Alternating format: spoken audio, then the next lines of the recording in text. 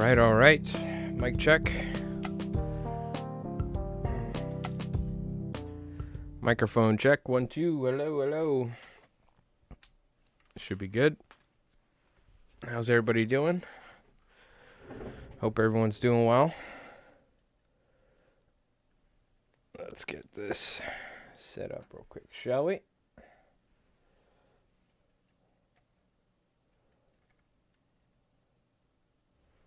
There we go. Adjust that a little bit. All right.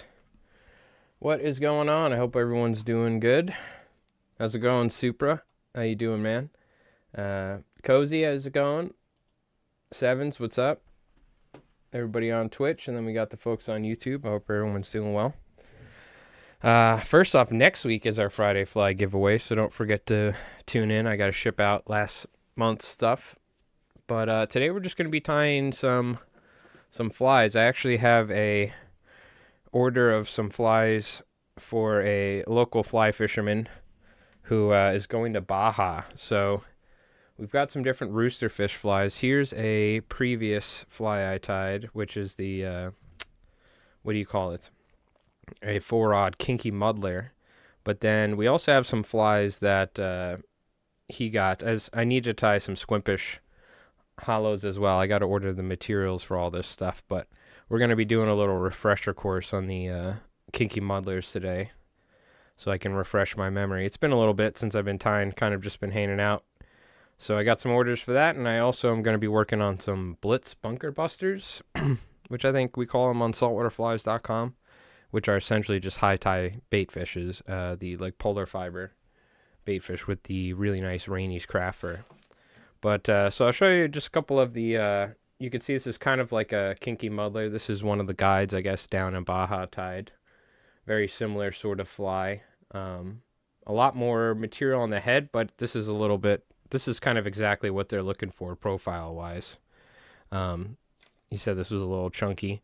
Here's a commercially tied, a Steve Farrar fiber fly. So he just included that because that's kind of a popular thing.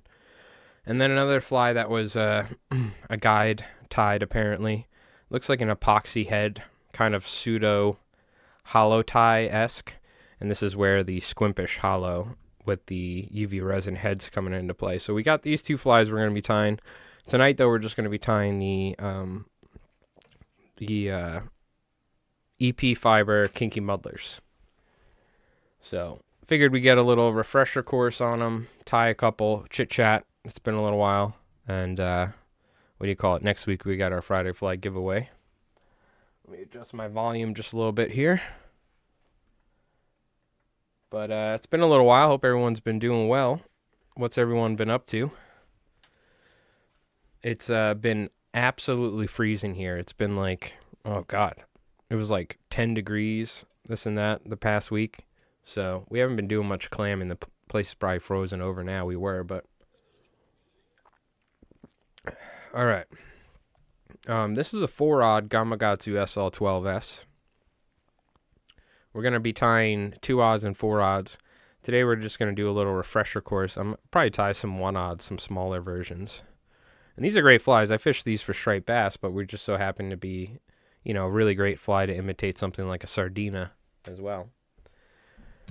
Trying to stay warm. You got like 6 inches of snow in Texas a few weeks ago. Oh, wow. Yeah, we got like, there's still snow all over the ground over here. We got a couple inches last week, I think it was, or a couple days ago, but nothing crazy. We really don't get any crazy snow. We used to get like 2-foot blizzards when I was growing up, but, and as well, I bought not only one, but I bought 2 pairs. I put one away to keep, but I had them order because they don't have them in stock at the hardware store. I had them order our favorite Fiskars. So we're back to a new pair of the orange Fiskars. These are the ones I had, fixed them so many times, dropped them onto concrete basement floors back in the day. But we got a nice new pair. So these are being retired to the crafting section and whatnot. So I'll still keep these over here, but all right.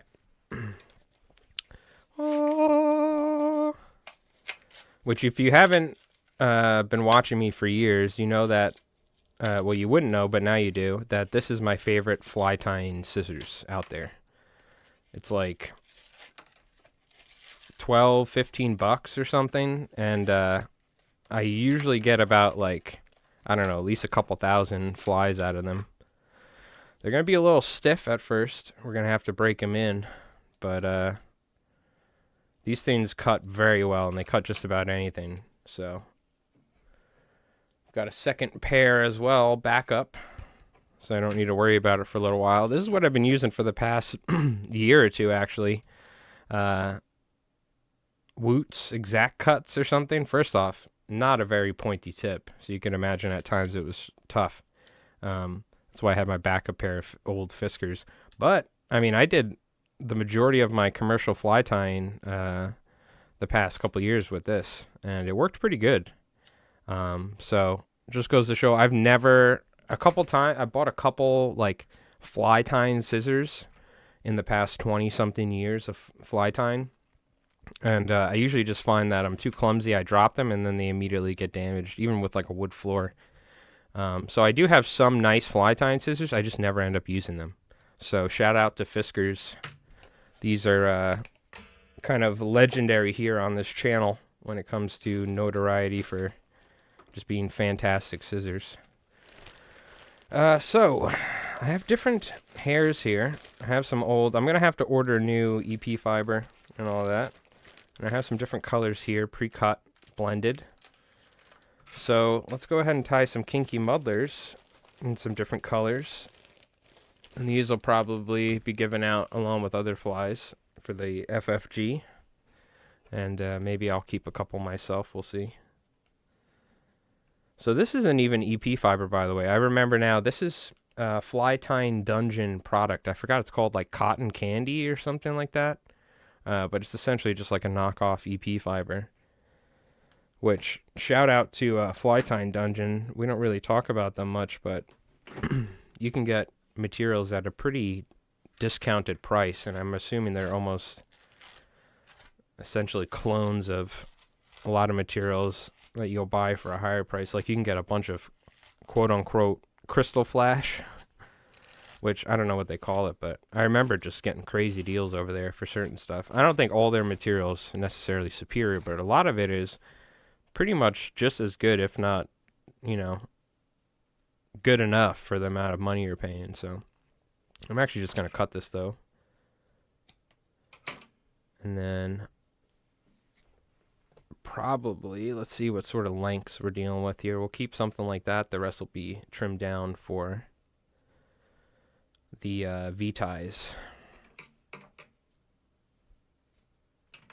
I've been doing my first couple of flies, just practicing a glass minnow. Oh, very cool. Yeah, glass minnow would be a great fly. That's a classic sort of mangrove fly, you know? Fishing down in Florida or something. But really, a glass minnow is just a general term for juvenile bait fish. Like, you know, smaller subspecies of silverside or little smelts, what have you.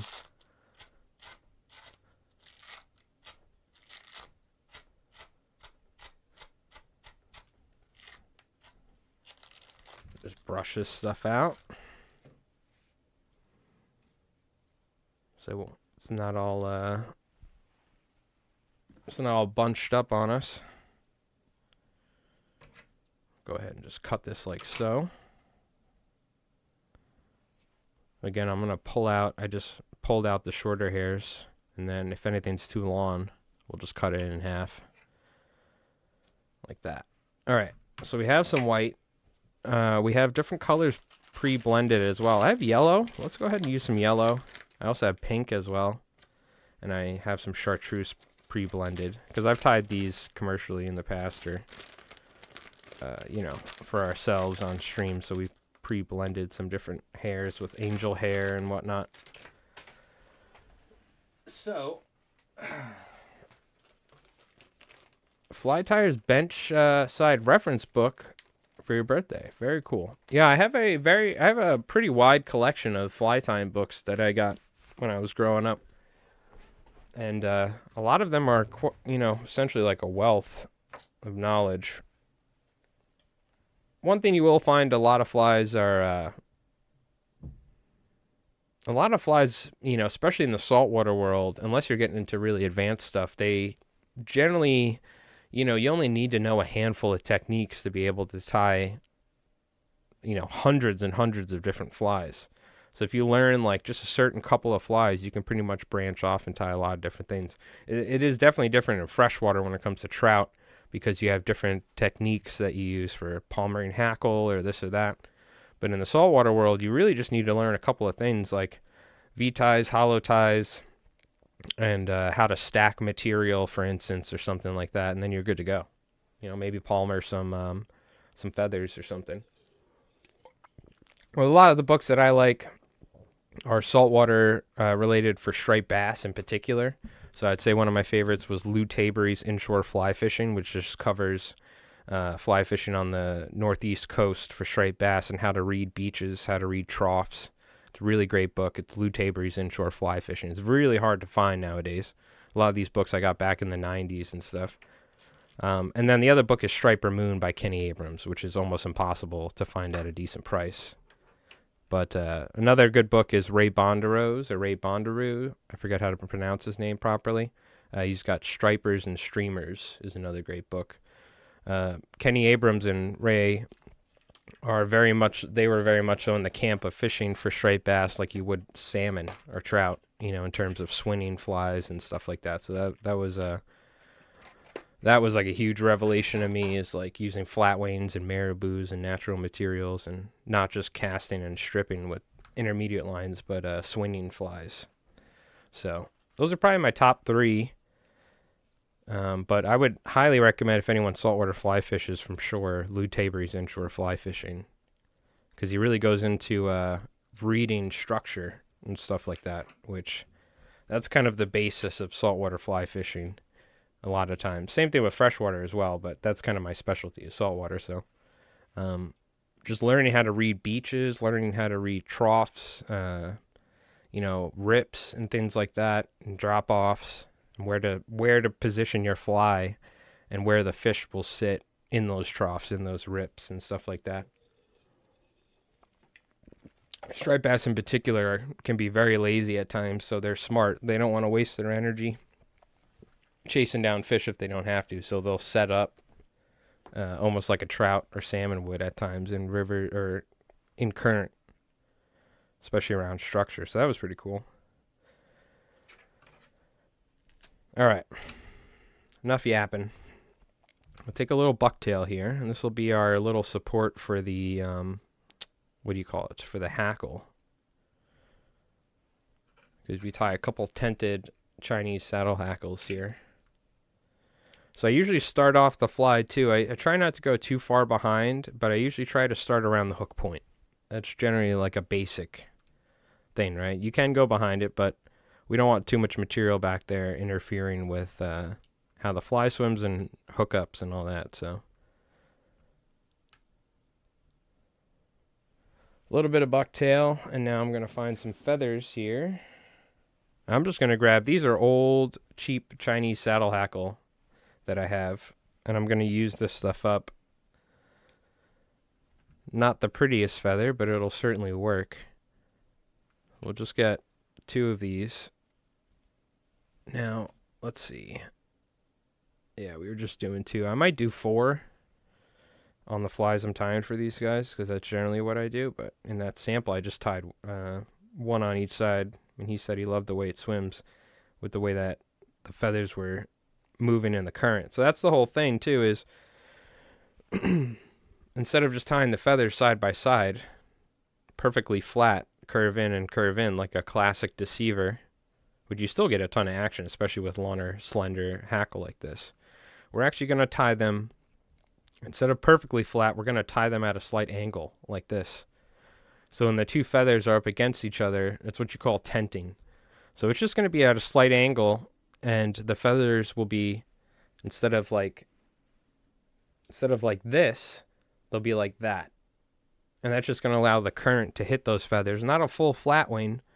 We're still getting a nice profile, but it's going to allow the water to hit those feathers and cause those feathers to go crazy when they're getting, you know, the fly's getting stripped through or something, or stripped away from a bunch of rooster fish chasing after it.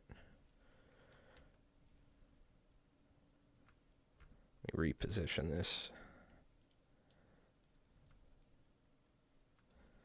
So this feather doesn't want to sit this way. I'm actually going to take it and flip it like this. Let's see if it likes sitting like this better. You can also do a couple loose wraps. There you go. You got to work with the feather.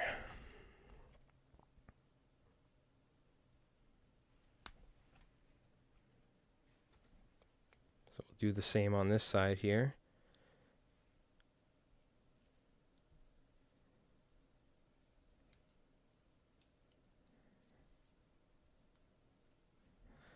And we actually end up with like a slight, you know, a slight tenting to the hackle. Just allowing it to kick out there behind the fly. So I'm just going to lightly wrap here. And then I can wrap down tighter. It's a little trick so you don't cinch too down hard on the hackle itself, and it'll bow out a lot of times. All right. So now we can take some regular bucktail here, because I always do a bucktail deceiver style collar. We're going to do some white on the belly. Oh, actually now's a good time to add flash. I'm sorry. We're skipping a step here. Just take whatever flash I have lying around. We'll just take some flash boo. You always want to tie your flash a lot of times when you're tying the tail, because if you tie it far forward, it'll foul a lot more easier. I'm just going to take a random handful of this cheap knockoff flash boo I have. Met some dude at a fishing show, and he, I guess, took a card or something. You know, he's another vendor. He's like, hey, I remember you tied flies. He was like, I got a hank of flash boo if you want it. I'm like, what? Or of like a flash. I'm like, a hank? All right. Is that like, he's like, yeah, that's like, you know, essentially off the production line, like a giant piece of flash that's like all bundled up. So I met him up, and I got it, and now I have enough silver. I have like a giant cardboard box, like just filled with this silver flash. So I definitely don't need to worry about it for a while, that's for sure. So I've been using it as much as I can for like Bob's Banners and everything. All right, now let's see. I think we're gonna use yellow.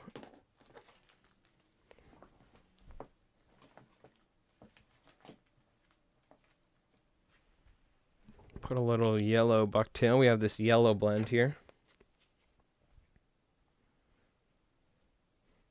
Yeah, if anyone has any good fly fishing books to recommend in the chat, let us know. I'll read them out.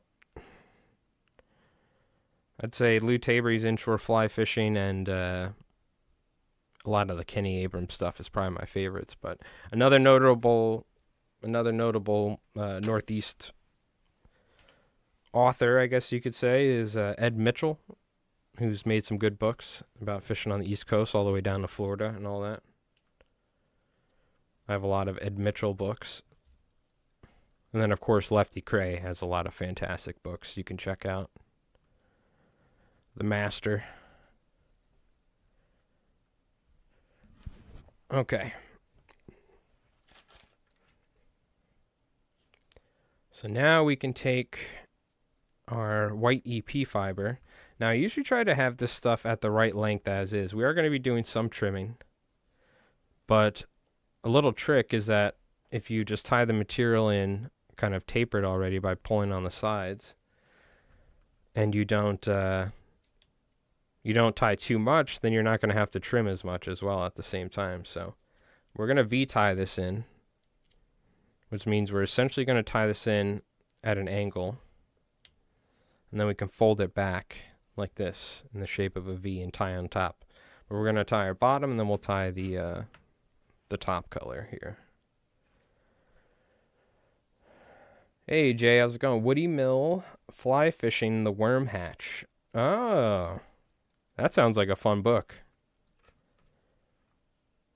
God, that was our best fishing last year. The best fishing I had and the biggest fish I caught last year was the worm hatch we had in May, which was phenomenal. I'm going to have to check that out again next year. For sure. Yeah, worm hatches are... they're something else. They can be some of the most frustrating and some of the most exciting fishing you'll ever do. We always have fun fishing the worm hatches. I try to stream at least one worm hatch every year. Doesn't always work out, but... So I'm going to fold this hair back in the shape of a V like that, and the opposite side we tied it in. And then I'm just going to wrap on top like that. And then what you could do is you can actually grab that material. You can kind of pull it on the sides, both the yellow and the white, so kind of evenly ties itself on there 360 degrees. Let me actually shut this off because this fluorescent color is going to make the white balance go crazy.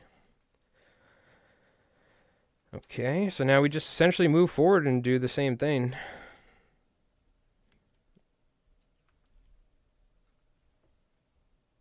I'm going to try not to add too much material. You do want to build the body and the head up, but if you tie a lot, you're going to end up with a lot of waste, so... I'm actually going to have to cut some of this hair from the looks of it. It's quite long. And we're going to trim it, but I think I can cut some of this yellow in half and we'll be fine. Now, another thing to note, I guess, if you're trying to tie these or just doing V-ties in general, is make sure that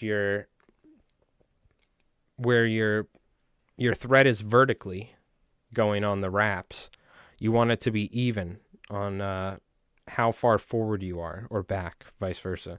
You want it to be essentially like a hollow tie. What you do is you don't want one of your ties to be wrapped more forward than the other, because what will happen is when you fold it back, you'll see that let's say the yellow, for instance, I did that. The yellow would be farther forward than the white, and then you'll end up with this weird step to your ties. And when you get to the front, whichever one is more far forward will be essentially, it'll just have this kind of uneven effect to the head of the fly, which probably doesn't matter to the fish, to be honest with you. But to us, it'll just not look as good. So if you're trying to get your flies perfect, try and keep your ties even top and bottom. They don't have to be absolutely down to the exact, microscopic, magillimeter, whatever it gets smaller, but micrometer, but you'll notice it as you're tying it, so just try and keep it even top and bottom. That's one of the stems of a feather, eh?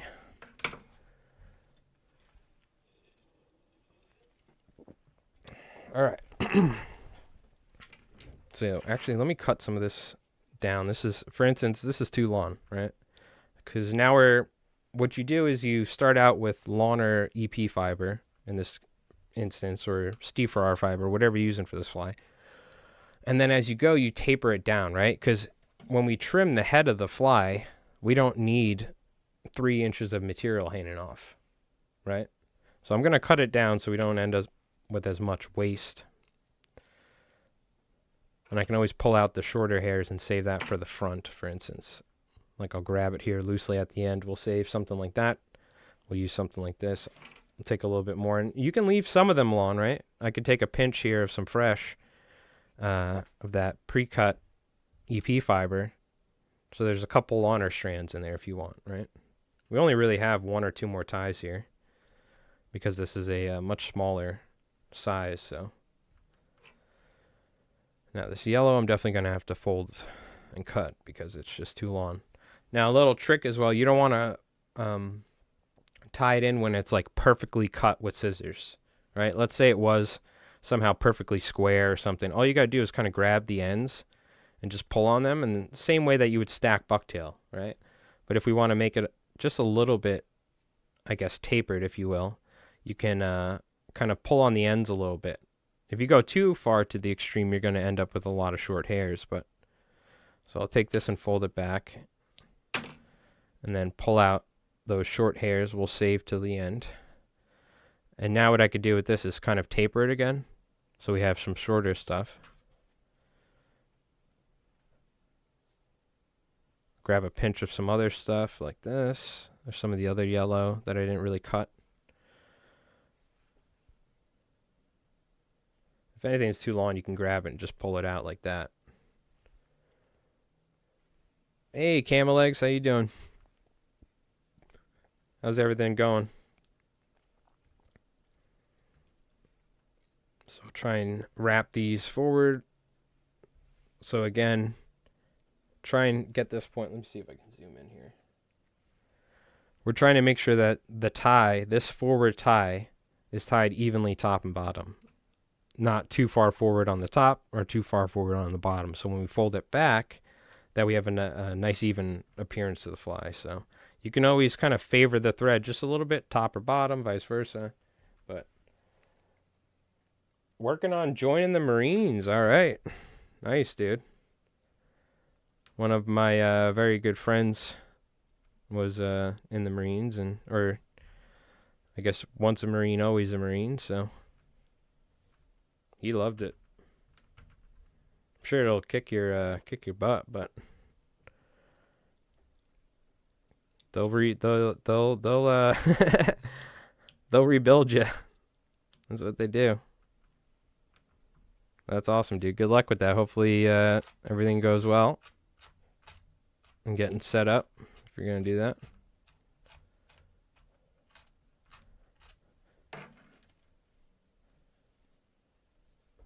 All right, it's looking good. Yo, Brew, thank you, man, for the, oh my God, 60 months with the Twitch Prime. Lively cause. Lively course. Thank you for just putting one as well, so it doesn't spam that British AI like lively close, lively mic, lively late. Thank you, Brew. Give it up. 60 months, man, with the Twitch Prime. Or with the tier 1, I'm sorry. Not even the Twitch Prime. Take that Twitch Prime, throw it out the window, Jeff Bezos. All right? How could I? How dare I? It's just automatically saying Twitch Prime. I'm trying to subliminally say it as many times as I can to remind anybody with Twitch Prime. Thank you, Brew. Appreciate that, dude. How you doing, man? Long time no see. We haven't been streaming as much, but I figured let's do a little tie-in. Next week we got the Friday Fly giveaway.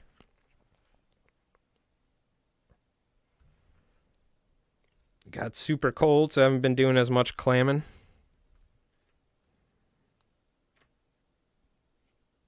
Take some white here. This will be our final bunch. Shellfish allergy. Oh, damn. Okay. Yeah, fortunately or unfortunately, I thought about it after high school as well. I was pretty seriously considering it. Mind you, this was during the peak of the war in Afghanistan and Iraq, or at least like probably 10 years into it or something like that, you know? But my back, that wasn't going to happen. I don't even think I could, spend enough time carrying like a 20-pound rucksack, let alone like 120. So, oh, it's been cold. It's been like 10 degrees out here. Yeah, it hurts to hit the hookah lounge, I'll tell you that much. When it's that cold outside, it's not even fun. Not even fun, that's for certain. All right, let's grab a little bit more here.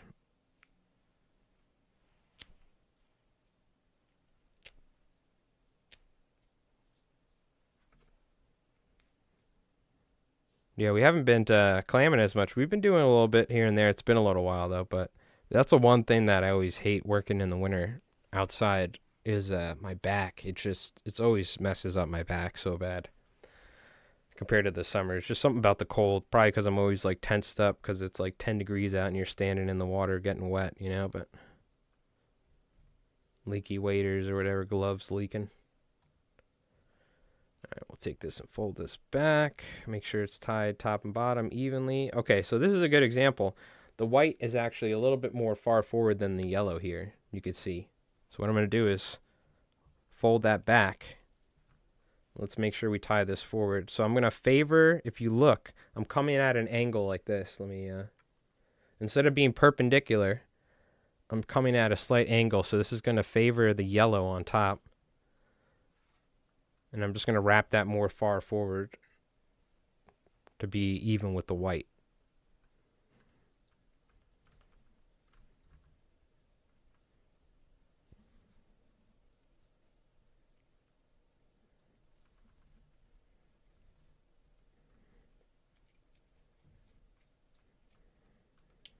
Wrap that up.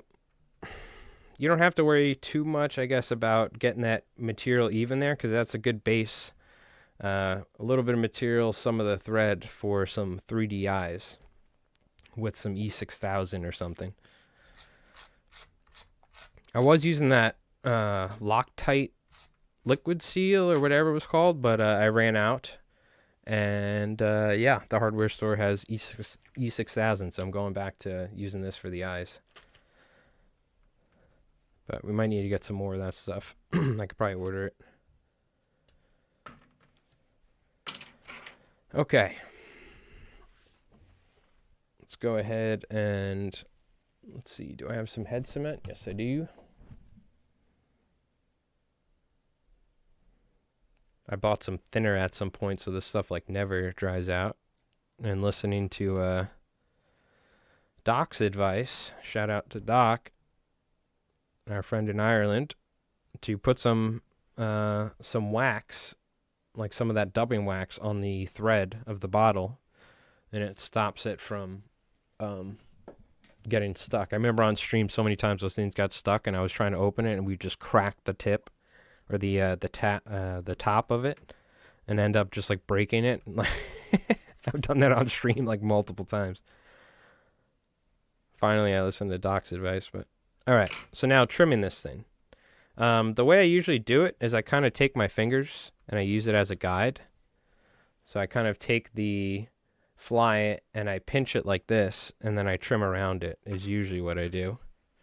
So kind of like work my scissors and like now you can also just kind of do it by hand, but you can also kind of pinch it in between your fingers here and then trim around like that. And of course, we'll touch it up some more, but you can kind of get the shape you're looking for.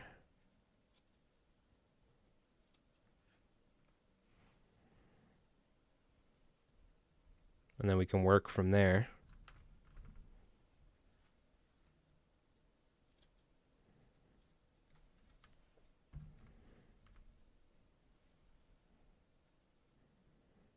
And I'm pinching it like this because we are going to be gluing some eyes on there. So, but it's also a good way to kind of control the material, so you can get the profile you're looking for, right? And now we're already starting to work with something that's better. Like usually it was 60 to 70 degrees in summer at night.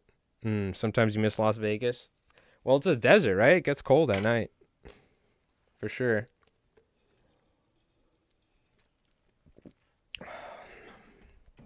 All right, so now we do kind of have a square type shape, if you will, or it's kind of boxy.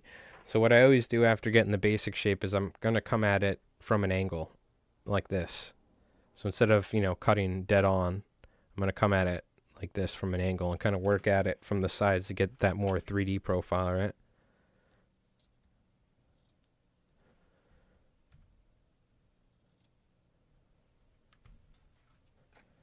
Just kind of clean it up a little bit. And depending on what sort of shape and profile you're going for on the bait fish, you can obviously change this. But now one thing, it's always important to note, we're using a 1/0 hook here.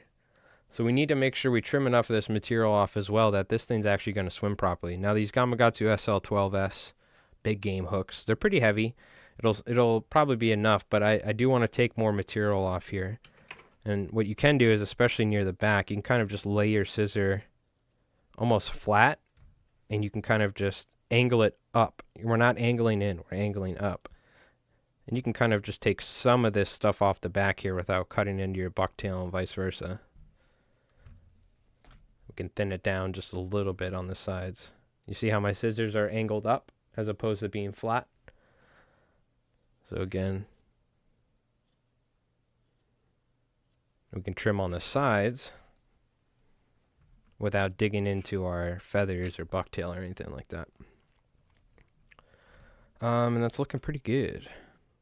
Probably just, you can always come back at it from the top now.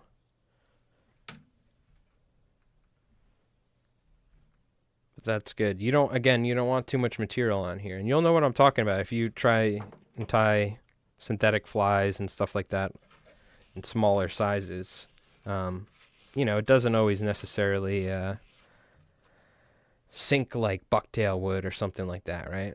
So if you have too much of a hair in the head there, it's essentially just gonna take a while to sink and swim properly as well. Let alone turn over and swim upright. Okay, now we can put some eyes on here. Oh, dude, did we put the googly eyes? I think I actually have googly eyes. Shout out to Maldrifter. I think his name was. God, I don't know. We've been streaming for years. It's been so long. The memes have so many. The lore is deep, I'll tell you. I thought I saw some googly eyes, but perhaps not. So this bag has 3D eyes in it. You can see all the different 3D eyes I have. Let me zoom out a little bit. This 1/4 inch actually look perfect for this size, I think.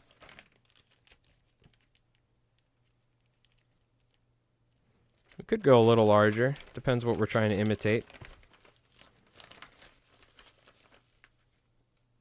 We can go predator eyes. These 1/4 inch as well. Yeah. 3/8. Actually kind of looks nice. It's a little large though. It'll probably pop off over time if you catch a bunch of fish.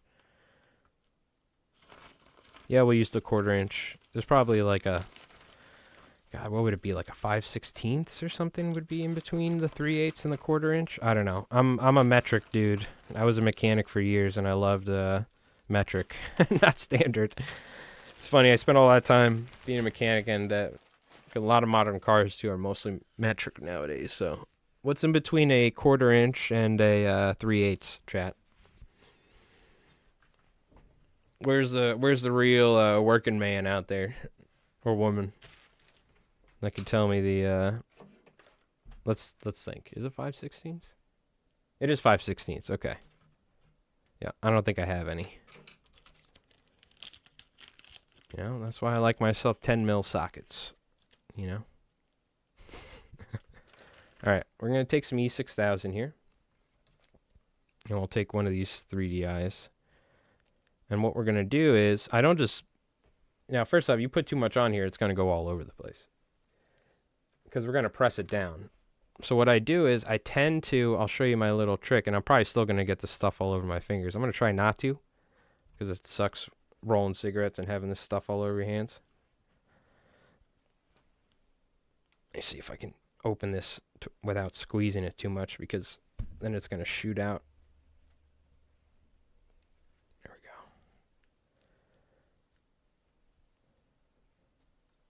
Under pressure. So what I'm going to do is just grab the back half of the eye. I can't even hold this thing, it's so small. Let me see. Commercial ace back. There you go. Yeah, you deal with a lot of standard.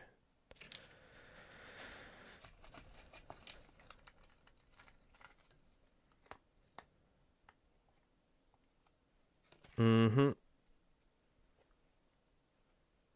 All right. So what I do is I take the back half of the eye. I'm going to have to clean the bottle after this. Take the back half of the eye and coat it. Not the whole thing. And then what I do is I push it down the way it is, right?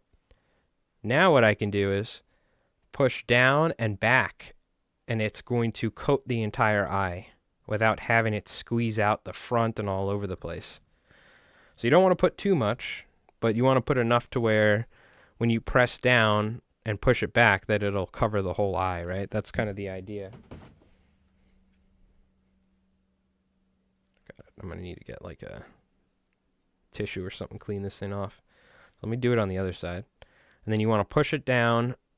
In about 5 or 10 minutes, once this stuff starts setting, you need to push it down again. Because what will happen is this glue naturally expands. It's the same thing with that,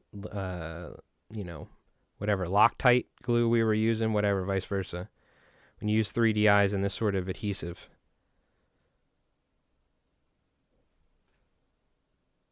After it hardens for a little bit, but before it's fully hardened, you want to push it back down and let it set into the thread in the head.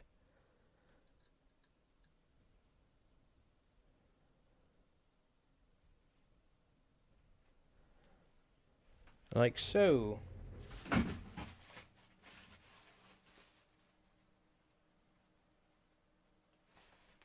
Clean that thing off and recap it.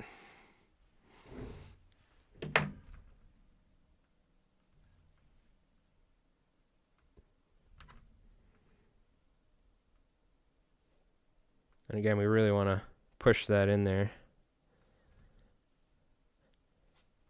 I was about to be a real jerk and make fun of a hook company because I was pushing down pretty hard on that, and I was picturing if we were using one of those other hooks that I've trash talked before, it would just bend in half like that. I'm not going to say it, but you know what I'm saying if you know. Just because we bent like 3 of those things on stream right near the end of flies, like, no! So I will say, I'm a huge proponent of tying with Mustad fly hooks. I love the old C70 SDs that are now the C70 SAPs or whatever. I don't know if I'm 100% on board with the changes to the hooks. This is the new version with the darker finish. I was buying the 50 boxes as usual. And for some of them in certain sizes, I had like 1, if not 2 in every box that was damaged. Like, there was like a nick in the actual bend of the hook from the processing of it. So I can't officially say that I'm like in love with the new Mustad big games or the C70s. I forgot what they call them now. But the old ones were my favorite hook of all time. I don't know why they changed it, but it is what it is. But I will say that every guide that I tie flies for always requests these right here. Anytime I tie for a guide, especially a guide that fishes like full time throughout the year and needs like reliable stuff, they always request the Gamakatsus, particularly the SL12S's usually is what I tie because it's like one of the strongest hooks they have. But I mean, when you're catching Albys or big 30-pound stripers, 40-pound stripers off Montauk in like off Shagwan Rip and it's ripping, who knows how many knots that water's flowing through there. It's the whole Atlantic Ocean ripping around and the Sound ripping around Long Island. You need a strong enough hook, because I've used other brands and this and that, and I've had bent hooks, broken hooks, this and that, and guides telling me. So that is something to say about the Gamakatsus. Now, does this one have a price? This one? No, but these are like $90 for a box like this. $80, $90, or $60 depending on the size. So they're much more expensive a lot of times than the Mustads. And the Mustads are fine, I think, for most stuff. But, if you're the type of person that really cares about it, it's probably worth to spend more money on the Gamakatsus. And I have no affiliation to Gamakatsu or Mustad, but they probably don't even know who I am. But, yeah, that's just from my experience. There's other hook brands that are great and stuff, but so I always find that interesting. The guides never waver on the fact they want the Gamakatsus. I said, all right, well, guess what? You're going to have to pay for the hooks as well. All right. That's looking good. Let's go ahead and whip up another one here or get ready for another one. What we should do is we should take a look at the Discord. It's been a while, actually. I want to see what some of you folks have been tying, been up to. It's been like a month or so. And then you can see this is a 1-odd, right? It's probably, let's see, how big is it? It's right around 4 inches. If I was doing a 2-odd, I'd bump it up to maybe like 4.5, 5, and then this is the 4-odd, which is right around like 5.5 inches. You could probably do this like, I mean, it doesn't even, you could see 3.5, 4 inches. It's kind of a good size for like a, a killie, a smaller sardina, larger band, anchovies, peanut bunkers, stuff like that.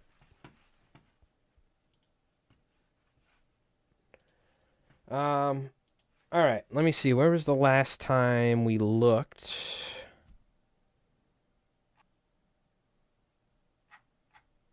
Oh, this is going back a ways. Oh, yeah, there we go. Minsk and Boo, I think.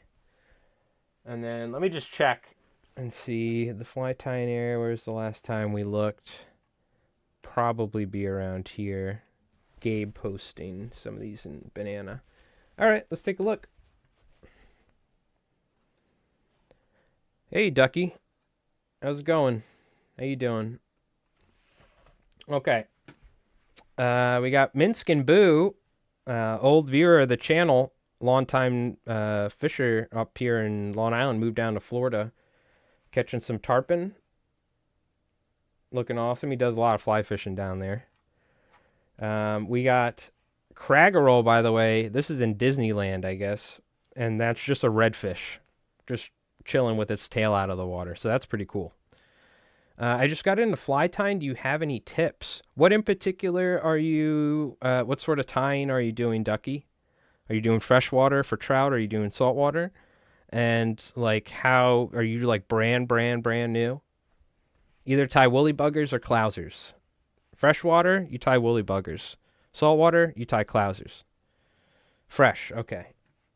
Are you based out of, are you the U.S. or Europe or somewhere? Are you trout fishing or? By the way, we got Pyramid Lake with Bujika. You can see what he catches out there. What are these? The cutthroats, I think, or something like that? Indiana. Okay. Smallmouth, trout. Well, first off, !Discord. Hop in the Discord. And we have a bunch of people, as you can see here, that tie flies that would love to help you out if you have any questions. And second off, if you're fishing for smallmouth, I recommend learning the clouser minnow, right? Dumbbell eyes, bucktail. It's the first fly I ever learned how to tie in Manhattan and Orvis. And it pretty much teaches you everything you need to know to tie streamers, like saltwater streamers and like bass streamers, pike, muskie, whatever. Or a lot of it, right? Just thread control. And if you're doing trout stuff, then recommend a woolly bugger, just simple marabou, some hackle, cone eye or something like that. And then, you're good to go. Yeah, !Discord in the chat. If anyone's on Twitch, !Discord for all the people on YouTube. There should be a Discord link in the description down below, which should be working underneath the video. So, all right. The woolly bugger is a great fly, though, for your first tie. This is essentially a woolly bugger right here. This is kind of a more razzle-dazzled version. You can see with some dubbing brushes. This would actually probably be easier to tie. You take marabou and you just wrap a dubbing brush over some staz, right? This is from Banana here. He ties some nice trout flies.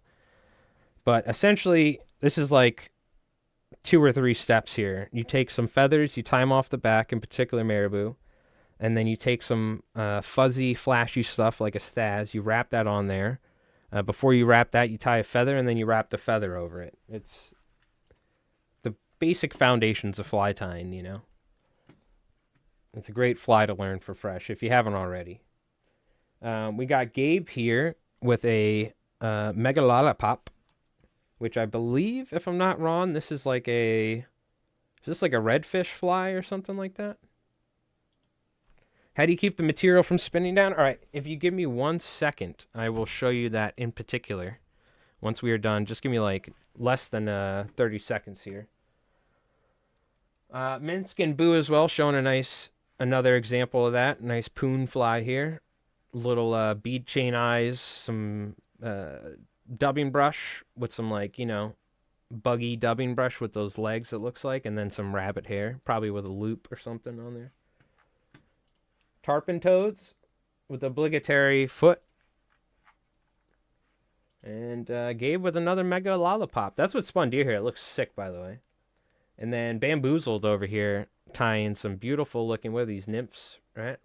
So this is what you'll get into later down the road. You don't got to worry about them looking like this, Ducky, for instance, as well. Your flies don't need to be pretty for them to catch fish. Which, by the way, you can !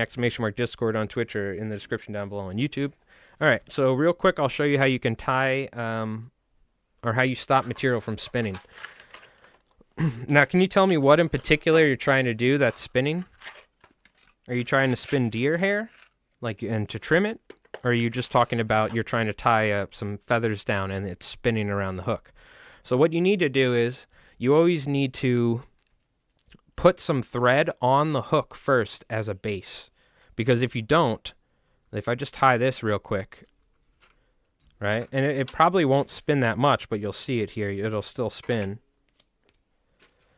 Now, elk hair and lots of others. Okay, yeah. Oh, you do that. So one thing you might need to do is then pinch the hair. So I'll show you then. So we have some hair on we have some thread on the hook, right? Now this is a smaller bit. If you take a giant clump of hair, let's say you're trying to are you just trying to tie an elk hair caddis with something like this, where it's sitting on top? Because look, watch. If I don't pinch it here and I loosely grab it, it'll spin on me, right? So what you got to do is you need to take it and you need to firmly grab it like this in your hands. And then what you need to do is you need to tightly wrap it like this, and that'll stop it from spinning. Because again, if you see, especially if I take more hair, if you tie too much hair at the same time as well, I'll show you here. I'm going to take a big bunch of this trash deer hair. Now we're essentially going to be spinning deer hair by doing this, but you can loosely grab it and look. Now we could fold this back. We're essentially spinning deer hair, right? But if we don't want it to do that, like I said, again, you can just tightly grab it. And again, this is even a larger bunch. The number one common mistake, people don't put enough thread in there. You got that, you're good. Now you just need to pinch it. And you can see, I broke the thread, but because I pulled on it pretty hard. But yeah, you got to cinch down on there. So you also need to learn the limits of your thread that you use. Can I get an ! Tink? But yes, no problem, man. That's what we're here for. All right. So we've been streaming for an hour. Now's a good time to take a quick little break. I'm going to go use the restroom real quick. And I recommend chat standing up, stretching a little. As somebody with a bad back, it's good about every hour or so to stand up a little bit, walk around. So how long have I been tying? I don't know, late 90s or something like that. So I've been commercially tying for businesses and stuff for like over 15 years. I've been doing it as like an actual part of my income along with shell fishing and all this other stuff. But I've been doing that for like probably 7 or 8 years now. So when I stopped being a mechanic, I did this for a while, and now I do multiple things. So fly tying for quite a while. But we're glad you're joining us, Ducky. Appreciate everybody hanging out. We're going to take a quick little break, and we are going to, let me see here. What's this? We are going to come back here in just a moment. Oh, is this the book here? Let me show this off. This is the book that Jay was talking about. Fly Fishing the Worm Hatch and Other Saltwater Stories. Woody Mills. That's kind of close. Probably our fish was probably a couple inches shorter than that, not as fat, but that's like the size of the fish almost we got. That's probably like a 20 pounder at least. I think our fish was closer to probably 15 pounds or something. But man, when you hook a big fish in that worm hatch after hearing those pops all night, it's like the best thing ever. One day I'll get a 20 pounder in the worm hatch, but we're not there yet. All right. We're going to take a quick little break. When we come back, we're going to tie another one of these one-odd kinky muddlers with the EP. We'll probably tie like a pink or something like that.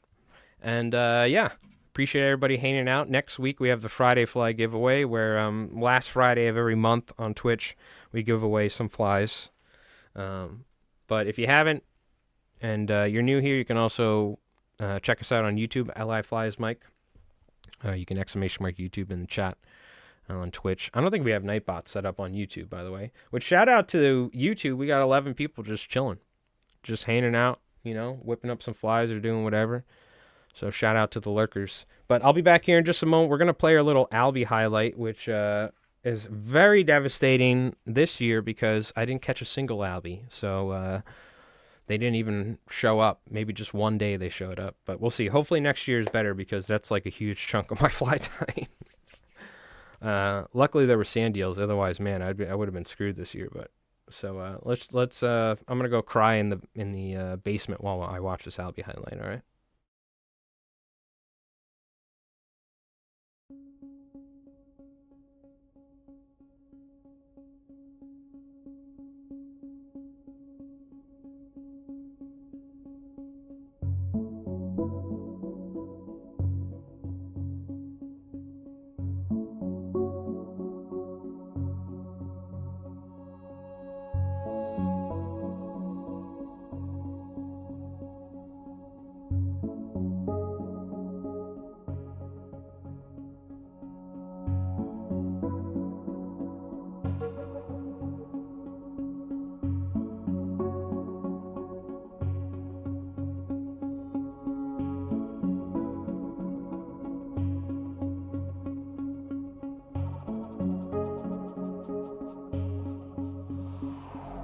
Yeah, dude. Yeah, dude. Stay tight, all right? Yeah, keep it tight. Yeah, dude. Yeah, you did. Knuckle buster. Are you good? Do you need me to do anything? Yeah, I might need a ride. Yes. Okay. Hold on, I'm gonna turn now. I'm gonna try and get on the valve. Yeah, get on the valve. All right, you're doing good.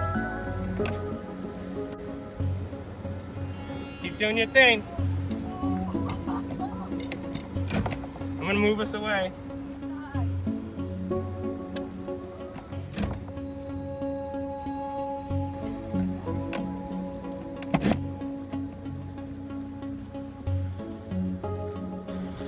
Is that a little one? No, that's a nice one. Oh, let's go! Come here, hold next to your alley.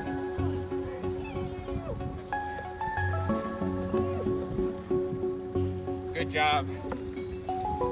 That's sick.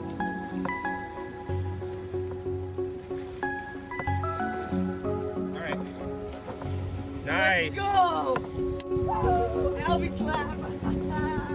Good job, dude. Yee!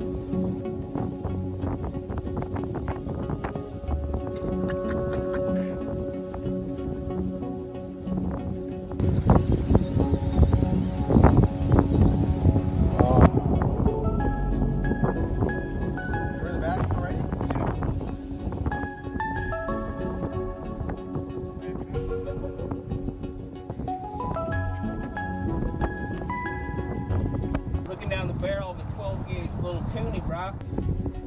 On the Alby bar too.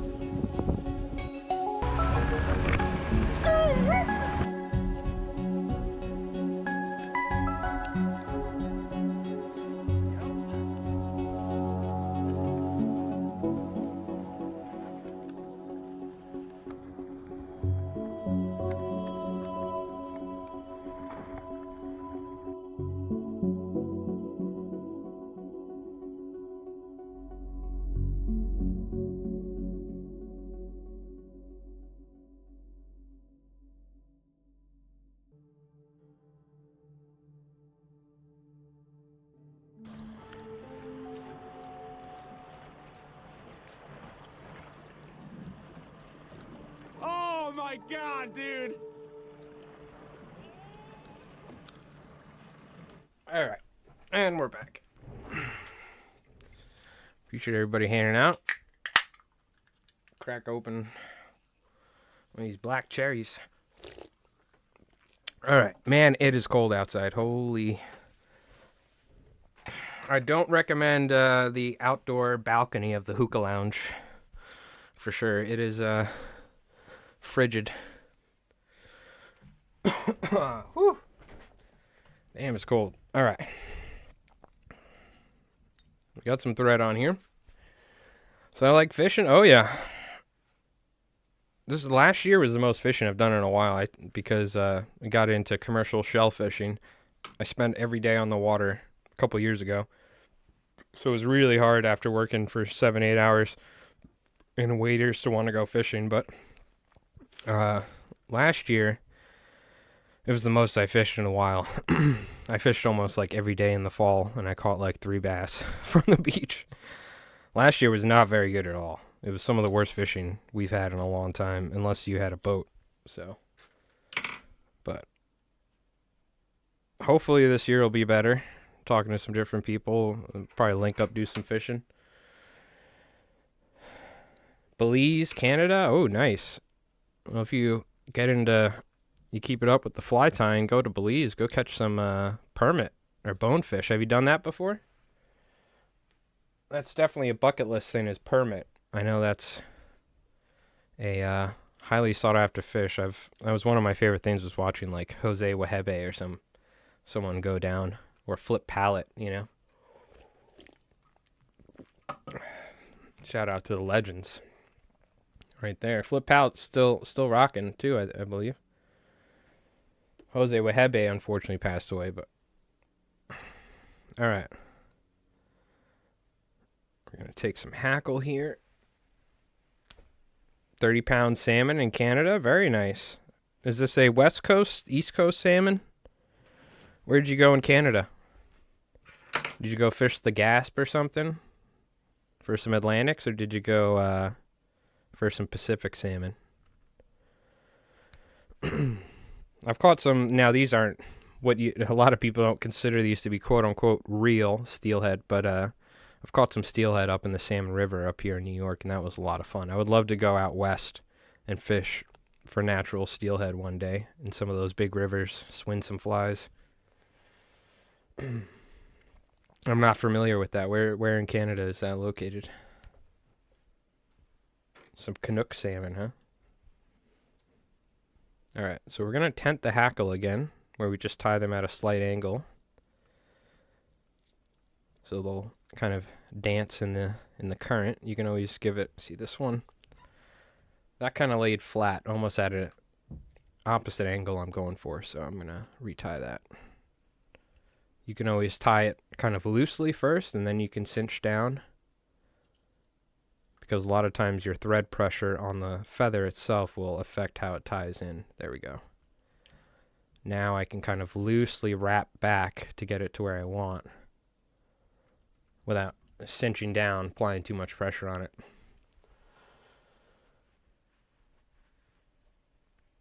And it doesn't need to be, I don't even know. I think the tenting does do something, but in reality, you think about it, it's kind of like a flat wing, right? In terms of how the water current flows around the head of the fly and then hits the tail. But, if you can't, it's fine. You could tie them side to side. It ain't got to be perfect. Using all those fancy terms. We're tenting the hackle. That's why I love saltwater fly tying so much. Do you want a flat wane hackle? You want ostrich hurl? Do you want deceiver style? You want to tent it? Do you want to... You can do whatever you want. There's no rules. Because when I first got into fly tying, it was very much the opposite in like freshwater, right? I think it's probably changed. But, I think probably when I was growing up, at least, it was very much so like, you must tie the hackle this way for your royal coachman. You must do this. You must do that. So I was always like rebellious in terms of like, I don't want to sit here and do 30 different steps in the exact order. So that's why I really gravitate, especially all my fishing is saltwater, but just being able to tie streamers and just add material, do what you want, take this, take that, there's no rules really. It's probably, I think it's probably changed in freshwater. I don't know, maybe the freshwater folks can tell me, but it was very like a rigid sort of regiment style fly tying when I was learning how to tie back in the day with freshwater. So I gravitated a lot towards this style of kind of just, you could do, you know, mess around with the colors and doing this and that.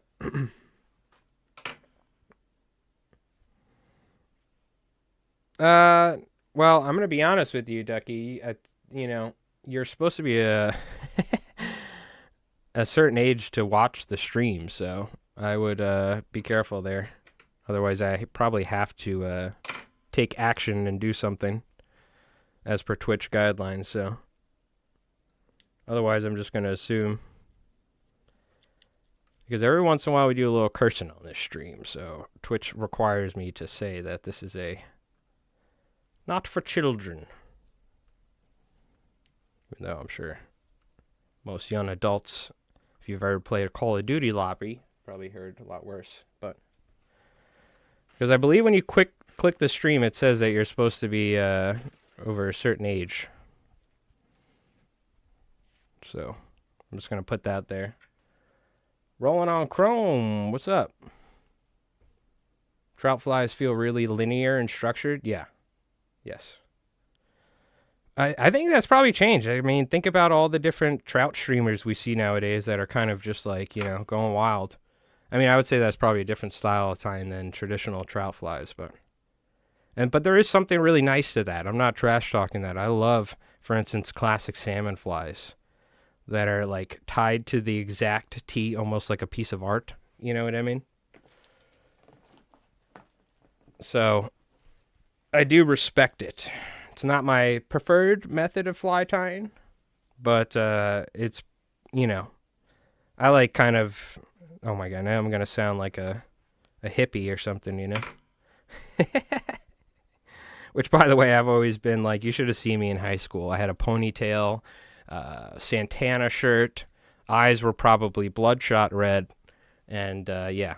But, so I was very hippie-ish for a while, but grown shape now, and now I shave my head with a manscaper, right? So it's, you know, we don't have that long of a hair, but you need to express yourself in the fly tying with saltwater flies.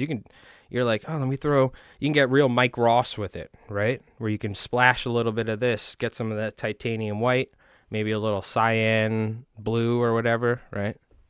You can just start throwing colors and materials and all sorts of crazy techniques, and next thing you know, you have something that almost doesn't look like anything in your, you know, it might be crazy colors. It doesn't even look like if you took a bait fish out of the water, but the profile's there and this and that, and you learn that colors a lot of times aren't even that important. It's just whether it's a light color or a darker color, right? So, well, there you go. Nightbot like knew what you were even talking about. Look at that. I didn't know they added AI to Nightbot. Happy little bucktail, yeah. Exactly. People are like, Mike Ross. You mean Bob Ross? No, I mean Mike Ross. Okay. I mean Mike Ross. All right, let's go ahead and do the same thing. We have our bucktail collars just to keep this hackle from fouling on us, right? Now, mind you, I've toned down the cursing a lot, by the way, as well. I could almost probably take that thing away, but just because of YouTube. Because YouTube monetization and all that, just I've trained myself. But back in the day, whoo, man, on Twitch, sound like a trucker, you know what I mean?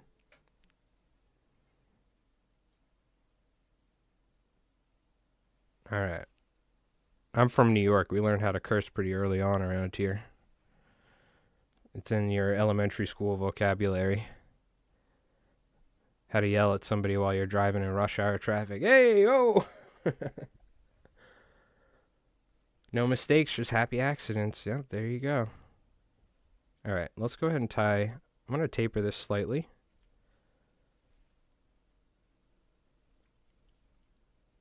Now, we are kind of far forward a little bit.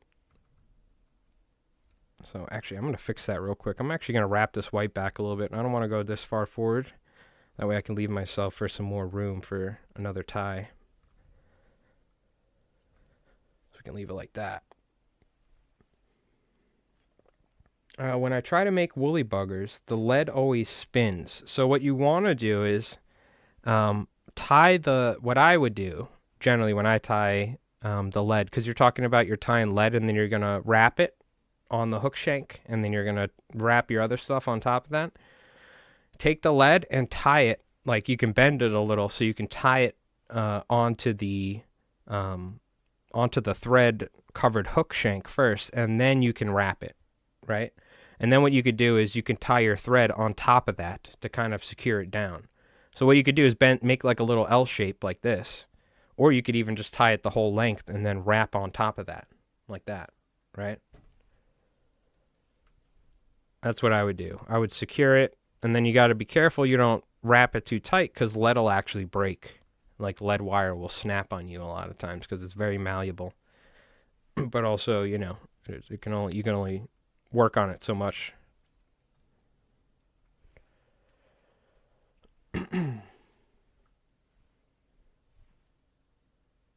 Valco Bayrunner, how's it going? I'm at Moose's Tooth Pizza in Anchorage, Alaska, watching you tie this fly eating pizza. Oh man, how's the pizza in Alaska? Be honest with me, I'm a New Yorker. All right, I got high standards. Out of a 10, we could do 10-star, or we could do 5 bags of popcorn on cinema style. It's up to you, but welcome from Alaska. We're glad to have you. A name I haven't heard in a while, AK Bowhunter. That's somebody up in Alaska that watched the stream for many years. I hope AK Bowhunter is doing well. If he tunes into this. You do some fly fishing up there?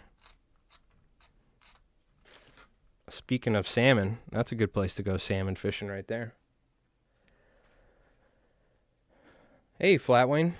You like the colors? Yeah, this is a little pink, I think this is like the Sculpta fiber, EP fiber, and I think some like yellow or orange got mixed in there, so we're just blending it up. You know what I mean? Dad made money catching salmon in Alaska. Very nice. Commercial fishing is not a easy job. I know. I commercial fish, and I couldn't imagine on that sort of level where they're like working for like, you know, long shifts on a big trawler. That's a whole nother game than like inshore commercial fishing. I know the fishing up there. That was like some crazy stuff. Oh, you mean with the where they gaff them or something? Are you talking about on those trawlers or whatever, where they have that short salmon season every year? All right. Let's go ahead and keep tying here. God. I remember this was like, we met some really cool dude up on the Salmon River. He was like sleeping in his car. He went up there for a week to go like fish. He was like traveling all over. He was like some firefighter from out west. Like wildfire firefighter. The coolest dude. He was ripping bombs and stuff in the parking lot. But we invited him back to the hotel room. We're like, dude, you just sleep in your car. Come hang out with us. We'll, drink some beers, hang out, and we'll tie some flies, chit chat. He showed us this video. He's like, you ever seen the video of these dudes gigging or gaffing or whatever, the salmon on the Salmon River? And it was like a horror movie. There were dudes with baseball bats, people with like spears and stuff, nets, and they were just beating the crap out of these brown trout. They're like, oh, it's a brown trout. They're like throwing it back like a 10-pound brown trout. You know what I mean? Thank God they got rid of that. But dude, that was like, I couldn't watch it. I was like, turn it off. Because there's like parts of the river where it's so shallow that they would just sit there and they would just like smack these fish with bats and like spiked clubs and stuff. You know what I mean?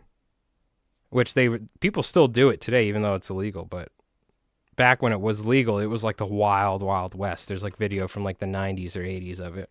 You could probably find it. It was like a horror movie. In between the bond rips and we'd go out to his car and do bond rips or something. You show me that. I'm like, turn it off. Oh my God. It's hilarious. Just like mercilessly beating these fish with like a bat or something. Like, oops, brown trout. Like, kick it back. Like, no. Oh God, different times though. That's for certain. They definitely have different thoughts on conservation nowadays than they used to.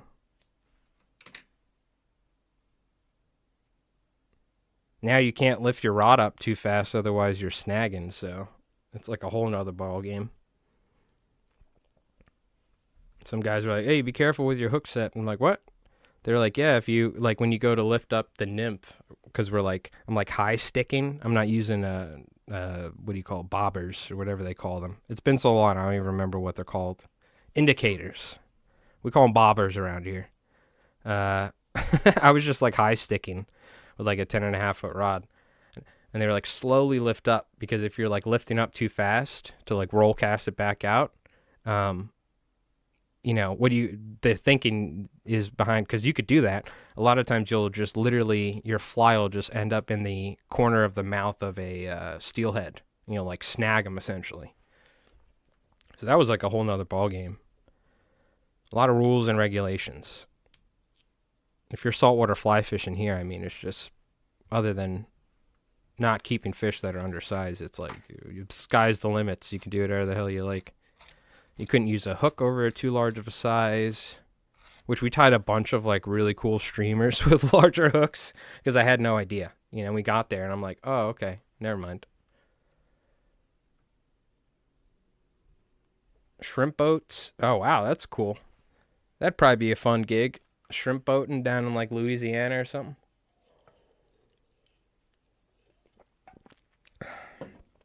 Mr. Bubba Gump.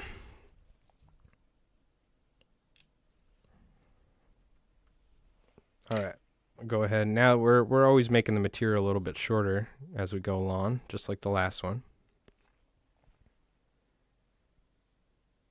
Cut up plastic bags and make wings. Yeah, I mean, I remember people used to use like straws, clear plastic straws. You can make wings or make little leg pieces out of them and stuff like that. This is before. Nowadays you can buy any sort of component to make any sort of insect or fish or crawfish.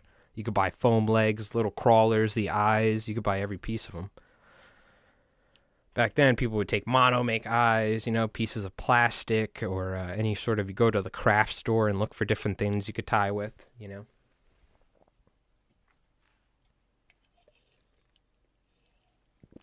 All right.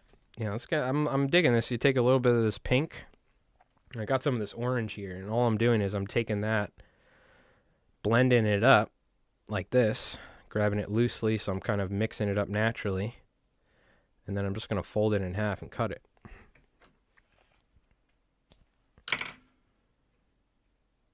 Learned how to do a whip finish? Very cool.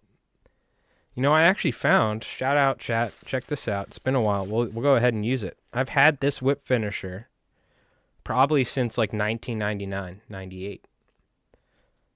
I don't know what company made this, but this thing has survived. Now, mind you, at some point, probably about 10 years ago, I took this and I just threw it. I'm going to throw it right now. You know what I mean? I said, see ya. I lost it or something. And what I found as commercial fly tying, this became almost like a hindrance at times because I would lose it. And then I'm like, all right, well, whatever.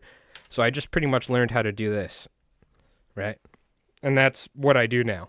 And learning how to whip finish with your hands is always important. I always recommend it.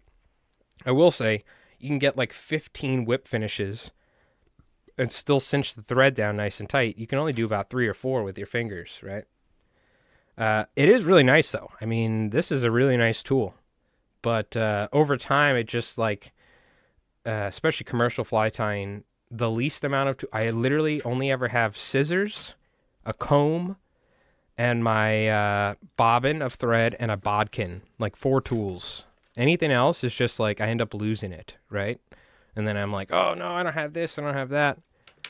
That being said, this is nice. I do like this. I used one of these the other day, and I was like, man, this is like driving a Cadillac compared to doing it with your fingers, you know what I mean? But it is good to learn how to do it with your fingers just in case you lose it or, you know, you don't have the tools and you're out somewhere. It's something to keep in mind. But I will say, man, it's nice. The whip finishers are pretty nice. It's been a while. It's been a while. Just going to level that out a little bit so it's even. Make sure it's wrapped even top and bottom. Then fold it back the opposite that we tied in. Learn to do it by hand? Nice. Yeah, I'm going to say you're probably going to get a cleaner. You're always going to get a cleaner, because I'll show you. For anyone that doesn't know how to whip finish with your hands, I'll just give you a quick little lesson. You take your fingers like this. You wrap the thread around it. You turn your fingers towards you, make a triangle, and then you go around it, go down, go around it, go down. Next thing you know, boom, you're done, right? Easy. Now watch this, right? You got your brand new Cadillac Escalade, right, or whatever. I said Escalade, like it's got an X in it. You can just go to town on this thing. I dropped it right there, but I mean, what is this like? You can end up doing like 30 whip finishes and still tighten it, right? So it's definitely nice to have. But at some point, I just said screw it, because I learned pretty early on how to do it with my fingers. And I probably just, I always lose stuff. That's just who I am. A pro, in this instance, yes. According to the IRS, you know, at least my tax statements, yes. Right? So. Am I good? It's personal. It's up to you. All right, we're going to brush this out. We're going to trim it. And we're probably going to wrap it up. Next Friday, we're streaming. We got the Friday Fly giveaway. I am going to try and do some streaming in between that. So I know I said that last time, and it was like a month, but I was like, you know what? We got the Friday Fly giveaway next week. Let me go live. We got some sardinas to tie, and I wanted to get into the groove of tying these again before I ordered the materials and worked on it. So I figured I might as well stream it. But all right, let's trim this thing up. Now, at the end of the stream, I will show you what I've been doing in my spare time, because I've been on. Those of you that have been watching for a while, you know, I'm into all sorts of stuff like miniatures, like Savage Worlds or D&D, like role-playing games, but really Warhammer in particular, and like miniature games. And I think in the past month, I've painted over 2,000 points of Tyranids and finished that army. Some of that being like kit-bashed or hand-built, like dollar store toy monsters, the Tyranids. I repainted and then painted 2,000 points of Space Marines as generic Blood Angels subchapter, the Absolvers, for a regular Space Marine chapter. I have my Blood Angels army, finished that, 2,000 points of that. My Chaos Space Marines, what do you call it? Well, I have a 3D printer rolling on Chrome. I have my Blood Angels. I have 2,000 points of real miniatures. Other than that, 3D printer go burr. You know what I'm talking about?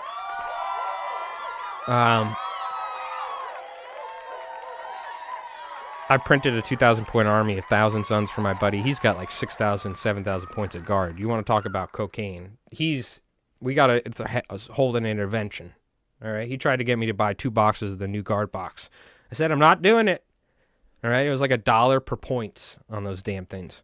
But I'm finishing up 2,000 points of orcs now, 3D printing those. And I've built like 5 or 6 vehicles out of cardboard and sprues, because that's another thing I love doing, is like hand building this stuff and terrain. So I'll show you the orcs stuff I've been working on, but it's been so much fun. Just hot glue gun, spiky bits everywhere. I made a battle wagon. I made 2 trucks. I made a vehicle that's a gun. So that's kind of what I've been chilling, enjoying doing my Warhammer stuff. But I'll show you that at the end of the stream. Yeah. No, GW is... As much as I love the game, they're almost worse than Wizards of the Coast with how greedy they are. The rules for the game are behind a paywall. The rules for your specific army are behind a paywall. Your detachments. The models are literally for probably a couple dollars worth of plastic or like hundreds of dollars. It's ridiculous. So, 3D resin printer and, just don't play in any tournaments, I guess, but just play with your buddies. But I do have 2,000 points of Blood Angels with actual models that I've just slowly acquired over the years. And my Blood Angels is like my competitive list. They're pretty good. All right, enough about that though. People are like, "What the hell is he talking about? Hammer War?" Let's throw some eyes on here.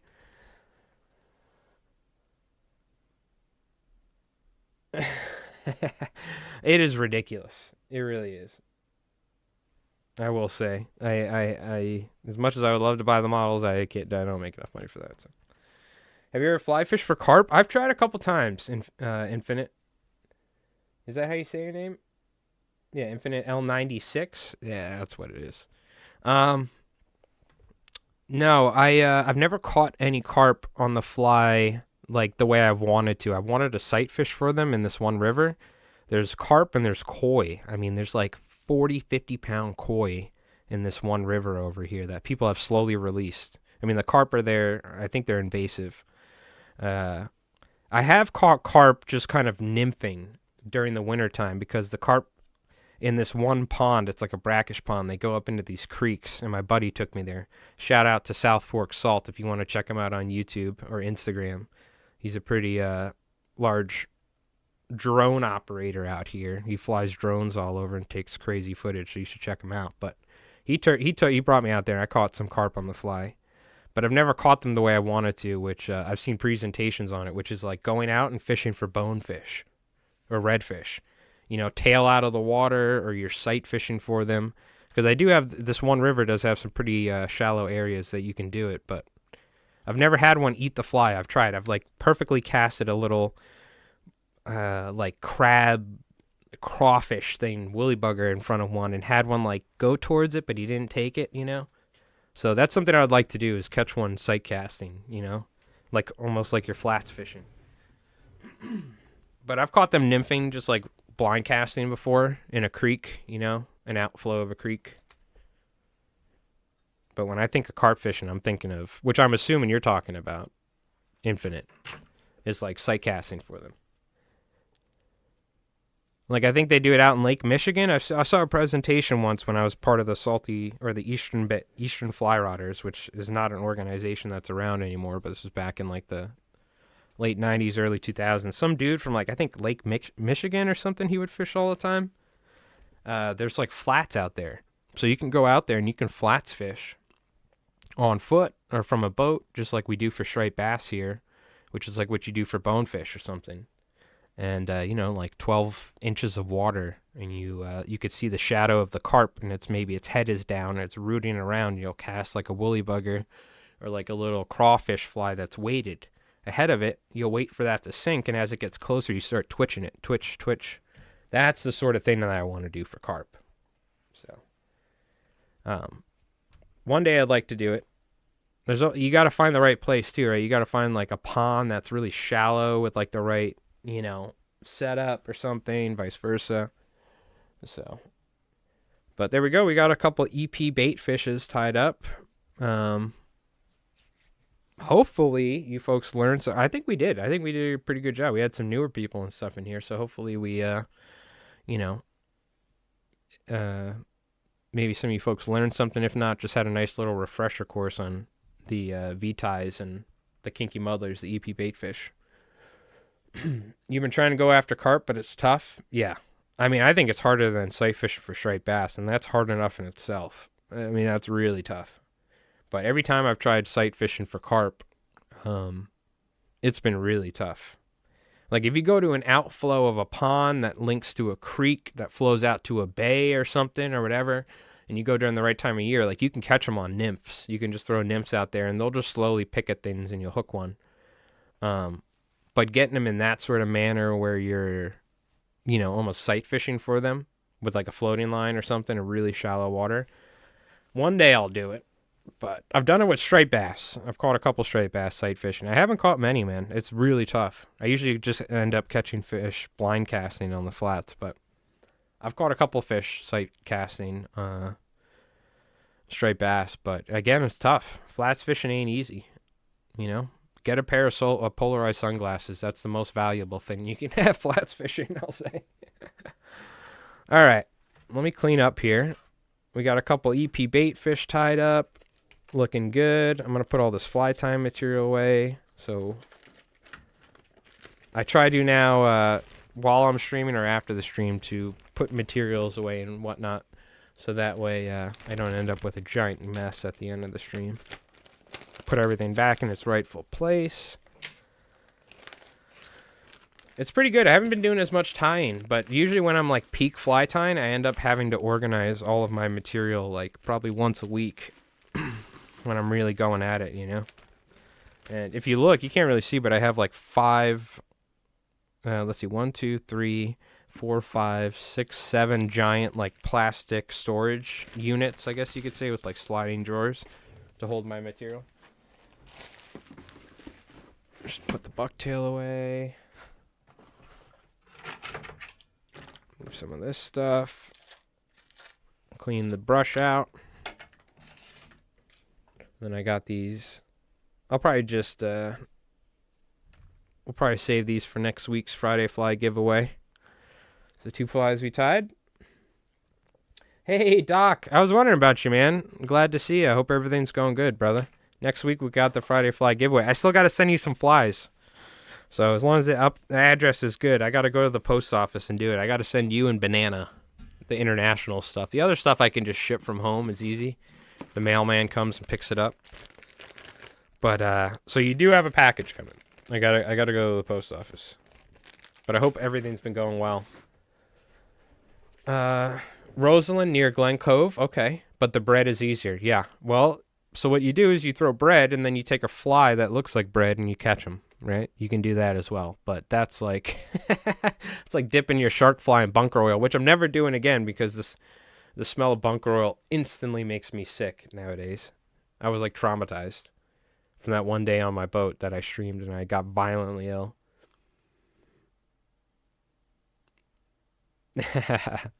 I'm glad to see you, Doc. I hope everything's been good, so. Yo, Craggerroll, how you doing, man? What's up, brother? I saw that redfish photo looked awesome, by the way.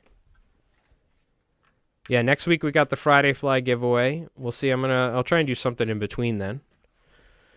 Yeah, the corn fly. Oh, God. Speaking of which, Slim Thunder. Did I send Slim Thunder some stuff? Oh, no, I think I need to. I got to tie a corn fly. Oh, you're at the fly show. Nice. Which one? You at the New Jersey one? So I forgot to mention, I got to fill out the thing, but I got a call from River Bay Outfitters and the organizers of the Long Island Fly Show. I'm not paying for a booth or doing anything like that, but I volunteered. They asked me to, so I'm doing it. We're going to be one of like the featured tires or something. I'm not doing like a demonstration to like a crowd of like 50 people because I'm not a fan of doing those. I do them all the time on Twitch, but it's just like you got to get presentations and slides and you're doing all this, but I'm just going to be hanging out and tying at the Long Island Fly Show. So that's going to be March 8th, somewhere out west. I'll find out. I'll put it in the Discord. I'll let you guys know. It's at like a hotel or something, out in like on the edge of Nassau and Suffolk. I forgot exactly where it is, but it's the Long Island Fly Show. So we haven't done it in a couple of years. Last time we did it, we had like a full booth and we were selling flies. I'm just going to be tying. They said I could sell what I tie, so I'm not going to have a giant selection, but you know, I'll have some flies, but really I'm just going to be hanging out and catching up with everybody. So it's been a while since I've done that. So it'll probably be good to, see some of the folks, and I end up seeing people I haven't seen in years, so it's always nice. It's too close to your wife's birthday. Hey, you went to the Edison one. You can't complain, right? I don't blame you. If you're going to go to one, go to the Edison one. So, but don't worry, Craggerroll. At some point, hey, look, you never know. Maybe at some point you come out here, we'll do a little fishing or something, If you ever come out to Long Island to stay or something. What do you call it? We'll link up. So, if not, I'll see you at a fly show or something, maybe next year. But enjoy the Edison show, dude. I hope the beer's good and the pretzels are good. They got some food there. Say hi to, what do you call it, to Squimpish Flies if you see them. So let them know, because they're probably like, man, what does Mike even do? Like, I'm on their pro team, and I don't even, I'm never like, hey, head over to Squimpish Flies and use my coupon code. But you guys know, I mean, I love repping the Squimpish brand and tying with their stuff, and I think I've... just naturally people are like, oh man, I'm gonna tie that Squimpish hollow fly. So just let them know I'm still contributing in some way. You know what I mean? I got in for summer fishing by me with one of the crazy tires here for First Cast Flies Guide. Oh, very cool. Nice. That's awesome, dude. The Radisson Hotel, March 8th, and Hop Hog. Thank you, Flatwing. Thank you. Hop Hog, nope, I didn't sneeze. Don't say bless you. That's the name of the place in Long Island. I used your code the first time and bought their stuff, so it works. Oh, yeah, no, they haven't, I'm not kicked off or nothing. I'm just not like, shotgunning, whatever. But I'm definitely, what do you call it? I'm definitely happy to be part of the Squimpish team, so. They don't pay me or nothing like that, They send me some materials every once in a while. David Nelson and Stephanie are just amazing. And I like their material. So if you're broke like me, you can't always get good bucktail. Real quick, before we end the stream, I'm going to show you my orc crap I've been working on. Because why not? Let me zoom out here. All right. Check this bad boy out. We got the battle wagon. All right. This was made out of a dollar store truck that I completely cut up and re-glued it back up. We got the Ard case, the cannon. This is all made out of literally pieces of cardboard, old sprues, which are like the plastic frames that models come on from Warhammer, and just like old train parts. These are parts of an air compressor hose. But this is like the thing that you roll people over with. So I finally got this sucker done. I got to paint that up. I painted it in Death Skulls, which is blue. The Killdozer. Yeah, essentially something like that. Like that. We got a little... And this is I'll show you all the 3D printed stuff. This is stuff I just made, right? This is a little truck. I got to paint it up. This is just sprues. 3/4 inch banner heads.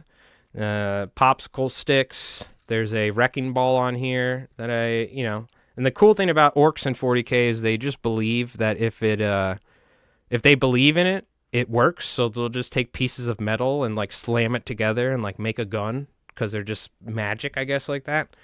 So you can make them, a lot of their vehicles just look like, random scrap that some orcs slam together. So it kind of works for kit bashing and stuff. And then I'll show you the stuff we've been printing.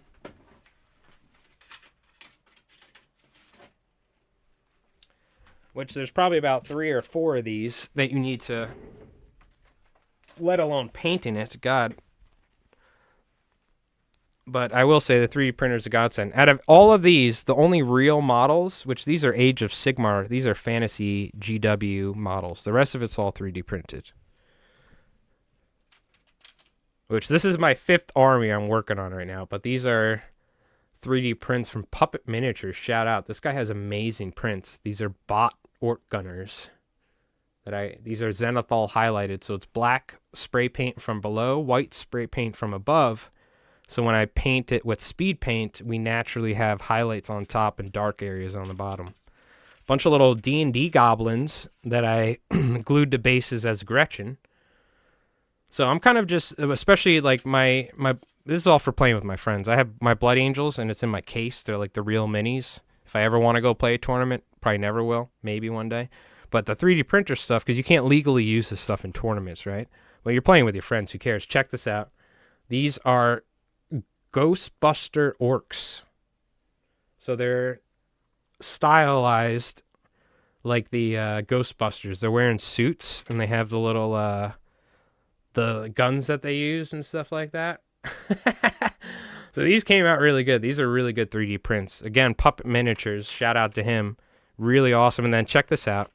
They have there's something called squigs, which are like little hogs in the orc universe, and they have the ghost version of the squig. This is that guy. I forgot the guy's name. Somebody said it the other day when I was in Discord.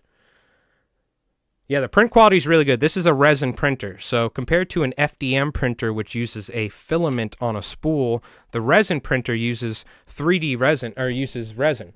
Just like we use Solarez, it's kind of like Solarez. It is different in the chemical compound, but it is a UV cured resin.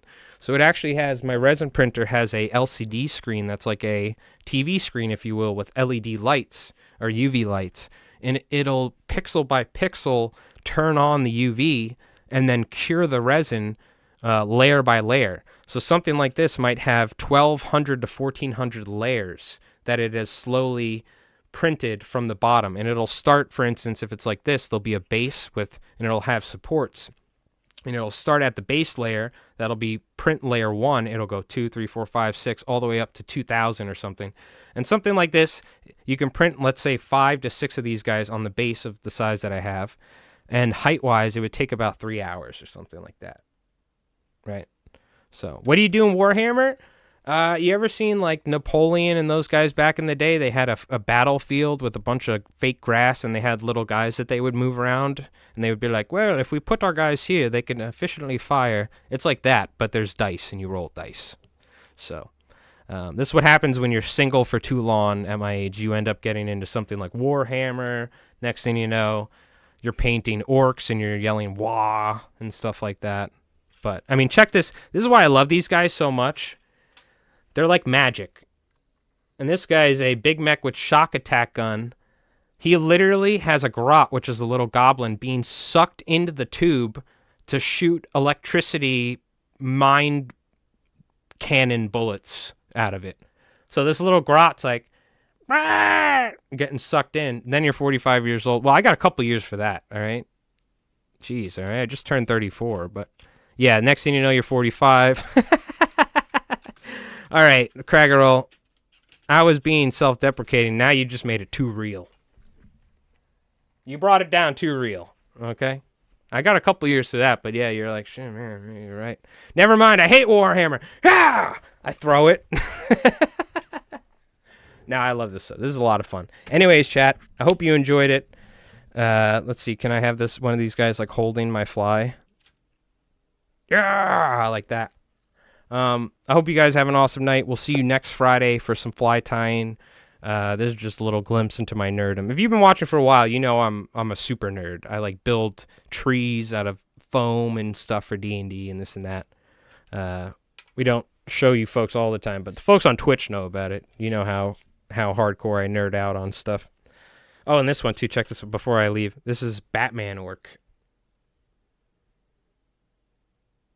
Check that out. And orcs, if they believe that the color blue is lucky, the color red makes them go faster, and the color purple makes them invisible.